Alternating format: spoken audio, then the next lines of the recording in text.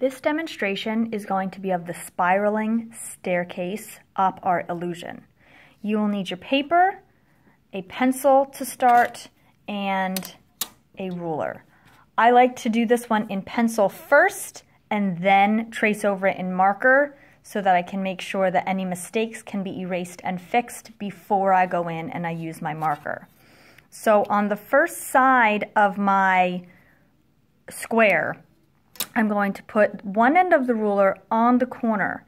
I'm going to put the other end of the ruler about 1/4 of an inch in from the corner. From there, I'm going to draw a line.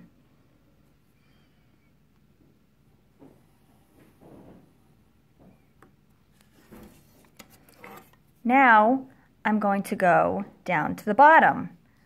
I'm going to put this end about 1/4 of an inch up the paper and line the other end of the ruler, again, up at the corner. Draw a line from the first line I drew to the corner of my paper. I'm going about 1/4 of an inch in. I'm lining the other end up at the corner. Again, drawing my line and repeating back up at the top. 1/4 of an inch in. Now instead of drawing all the way to the corner of the paper, now this is acting as my corner where my pencil line and my paper meet. So my ruler is getting lined up there and 1/4 of an inch out on this side and in. I am repeating that and I'm going to continue to go around and around and around. So 1/4 of an inch out, lining up with the corner where these two lines now meet.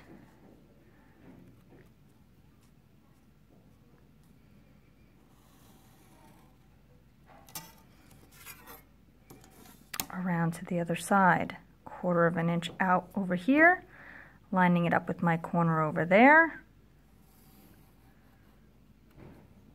Draw down to where they meet. Some people it helps if you just rotate the paper instead of the ruler. So again, 1/4 of an inch up, about, it doesn't need to be exact, you don't need to measure, down to where my lines meet. Again, turn it and draw. I find it easier to keep rotating the paper. Again, 1/4 of an inch out, down to the corner.